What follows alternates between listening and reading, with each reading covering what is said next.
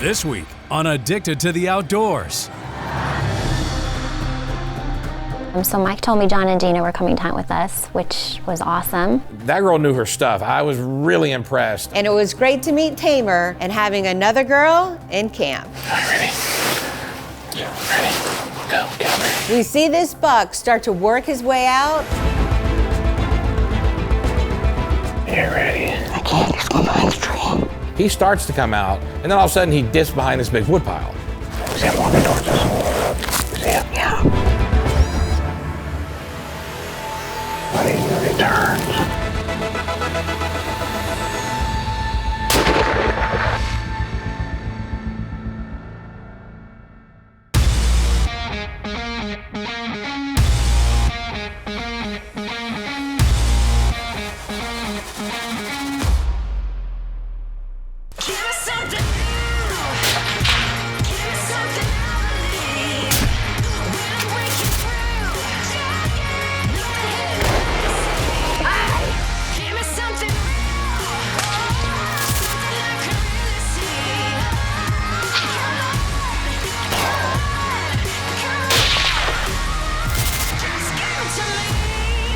Addicted to the Outdoors with Tough, Raven, and Gunner. Hey, don't forget about us.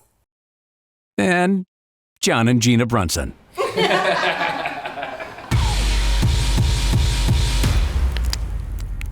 A new addiction starts now.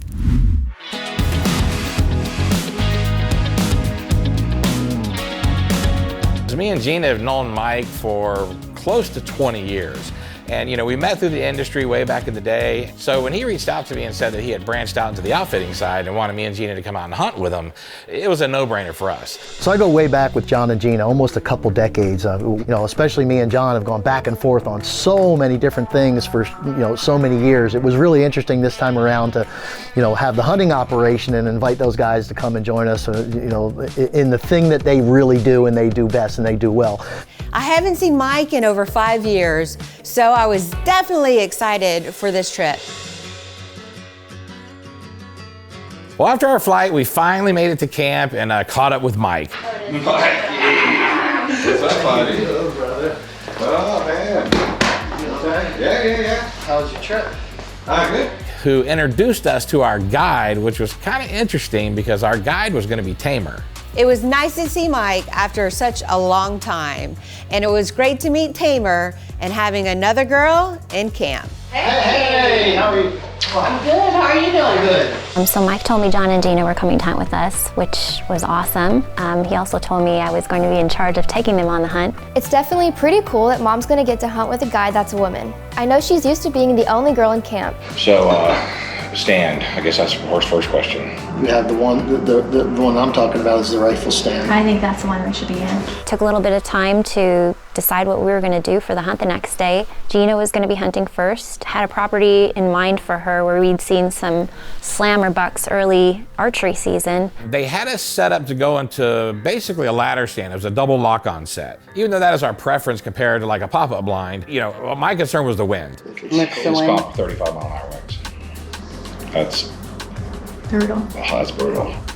I know they're used to the wind too, but if it gets crazy, I don't know. Most times they're gonna lay down.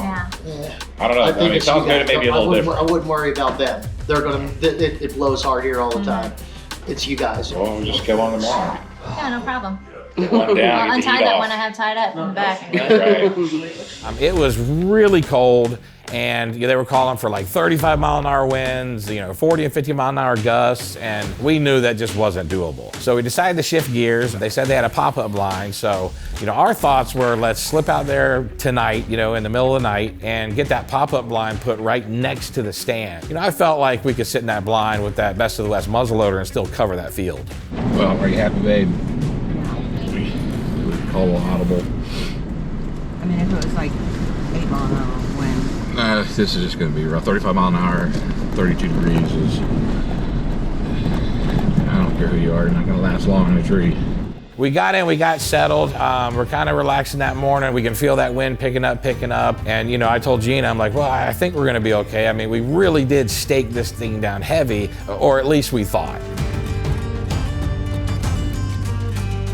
So right after first light, we started having deer poured to the field. You know, a lot of does, some small bucks. We saw a group of mule deer with a decent buck in it, but you know, kind of typical first light action. No big boys, but definitely the deer were starting to move. So kind of late morning, we had a little bit of a lull. Most of the deer had cleared off the field. That sun was out, and it was kind of just relaxing outside of the 50-mile-an-hour winds. So we were kind of just in the blind hanging out, you know, relaxing, kind of enjoying the lull. And then all of a sudden, looked at the weather and it's 35-mile-an-hour winds with 45-mile-an-hour gusts.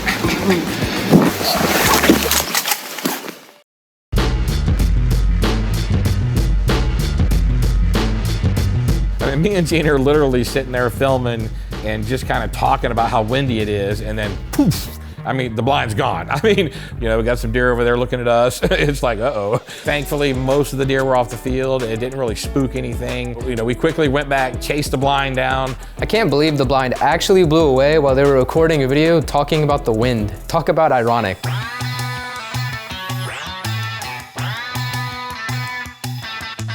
We've toughed it out in the hurricane blind. Yep. And we got a million deer out in the field. So, A lot of does, a lot of small bucks. yeah, as we're getting a little later here. They're getting bigger. Yeah, we had one come out. Got about an hour of light left, so. So we should have plenty of time. Got deer all out in front of us. It's our first night, first day in South Dakota. Where are we at, South Dakota? Really, Dad? I know you guys travel a lot, but how do you forget what state you're in? All right, well, we're gonna try and kill one. We'll try and kill one. They're piling out, so let's get back. Let's get back to it. Crazy. This many deer and no matured bucks. Where you at, Mr. Buddy? Situation like this, we should see a few mature bucks. Right. Unless it's just so many does, they don't, you know, they're gonna stay back in the woods and not work that hard.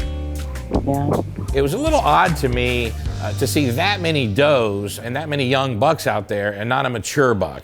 This deer in front of us only has half a rack. The one we saw earlier that was goofy. Yeah, he's the most mature deer. He's got half a rack. Last one we saw earlier, I think his legs just real screwed up. And a couple of bucks came out straight across this. See this walking here? Yeah. He looks small.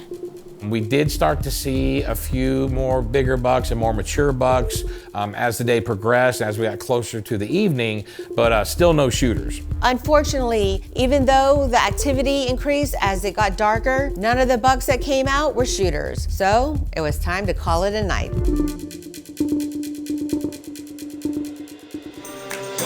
So when we rolled back into camp, you could feel the energy in the air. We knew something was going on, and we figured somebody had probably shot something. Oh.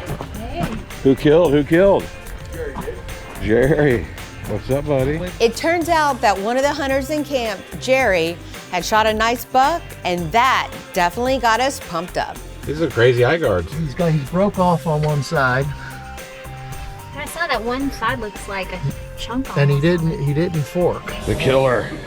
We got a killer in camp. So day two, it wasn't long after the sun came up. You know, we were seeing a lot of deer, kind of similar to the day before. So we opted to just dig in and sit all day.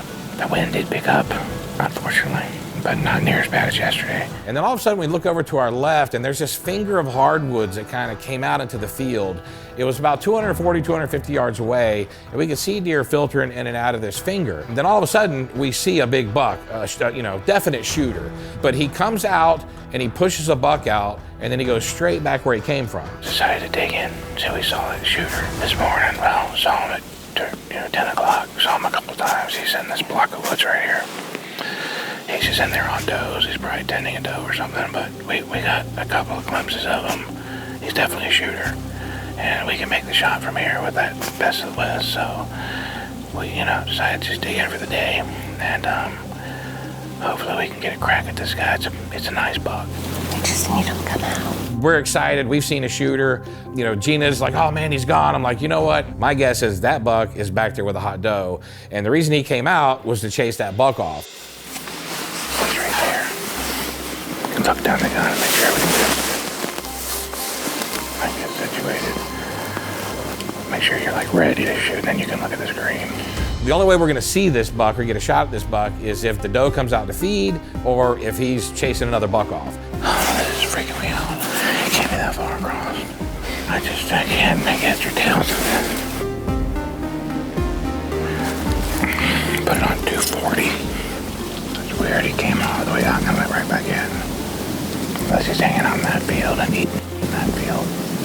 Come on, buddy, just come out and hang out a little bit. Just walk around a little bit. So we just really need to watch that whole finger because I don't think that deer's going anywhere. And I felt like at some point we could get a crack at him.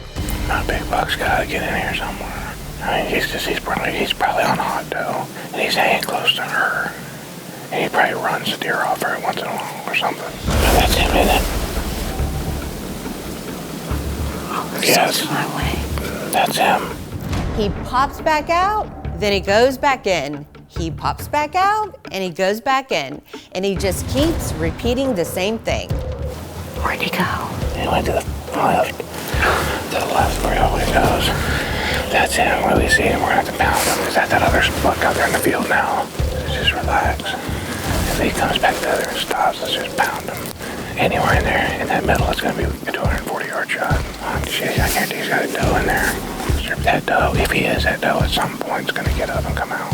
Hopefully, not get up and go with the other field. That's the buck. We know what the buck looks like. I mean, if he comes in here and he's a solid-looking deer, we know that's him. Just sit tight. Well, at this point, I knew it was just a matter of time and patience. He would only come out to chase a buck out. He would kind of stay in the cover, and then as soon as he pushed that buck out, he was straight back in, and there was just never a shot, especially at 240 yards. They're buckling out. I mean, conditions are perfect right now. Perfect. That wind's died down. I would say we saw this buck pop out and pop back in, and she jumped in my lap and tried to set up at least 10 different times. I can't imagine how frustrating it must be to see this buck coming in and out over and over again. I know I'd be nervous. Finally, we see this buck start to work his way out. All right, ready? Ready? Go, get up here. Be still, be still. Very good, guys.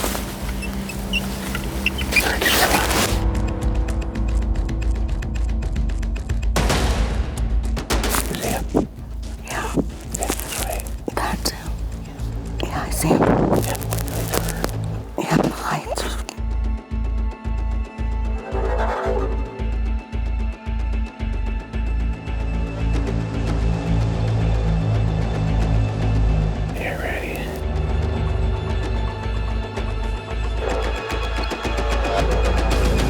So as she starts to come out and feed, she doesn't really come out too far.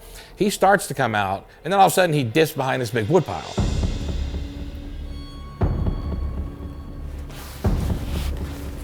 Yes, that's him. I gotta find him. Is him walking towards us? No, with the light.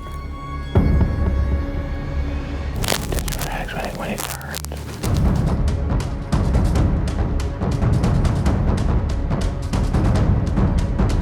You on him?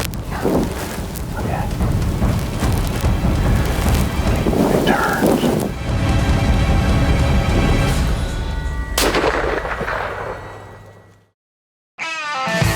For more information,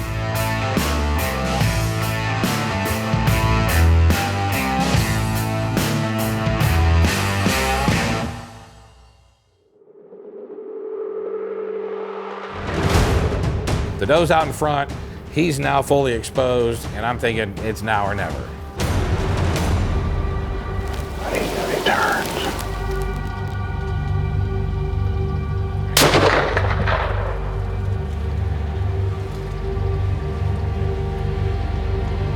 He's going down. He's going down. Yes! Oh my gosh. He's a nice buck.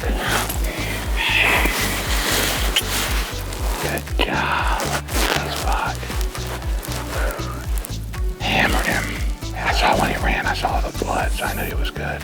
Best of the West. He's a nice buck. He's a big old, nice, mature, nice buck. Oh man, with the old muzzleloader. That's your first kill with the muzzleloader right now. Best of the West, baby. We saw him at 10 this morning, and it's like 3:30. What did I tell you this morning?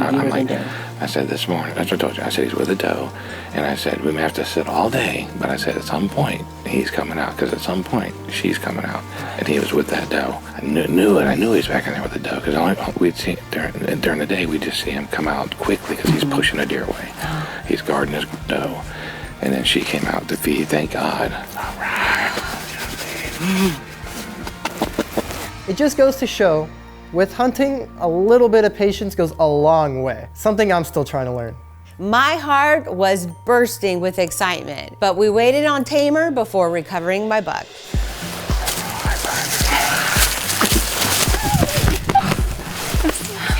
Me too. I haven't really got to really look at his rack. Oh my gosh. Let's go recover him. Okay.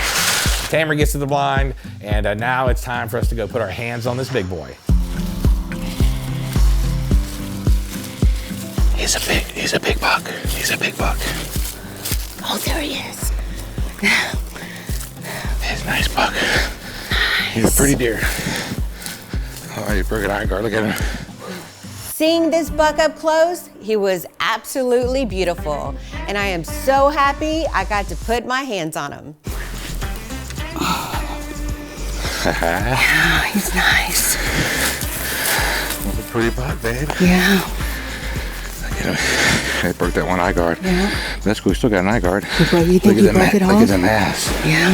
He's a stud. He's a pretty deer. He's a freaking beast too. Look at him fighting. Yeah. Yeah, look at his tines, but look, man, if he had a matching tine. You think that's growing that way, or No, he broke it. Probably broke it early. Oh my gosh, Gina. This he broke late. See how clean? Yeah. That's clean right there. Yeah. Look at the character. Yeah. He's beautiful. Look at the mass. Oh, he's so cool. He's so freaking cool. That's great. I knew he was back there on the doe. So I told her at 10 o'clock, I said, we may have to wait till 3 or 4 this afternoon, but we'll kill him. That's so awesome. I'm like, just give it time. Look how pretty. Oh, he's so cool.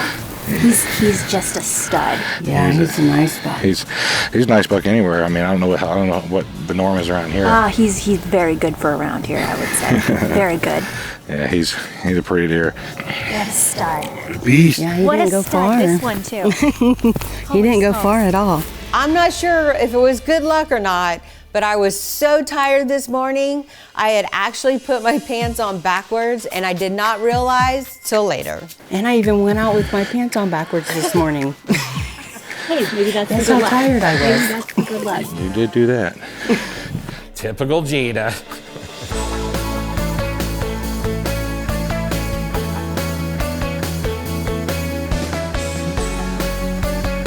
Gina ended up getting eyes on a heck of a nice buck in the morning, and they were able to put the snack down on him in the afternoon, which was awesome, super exciting.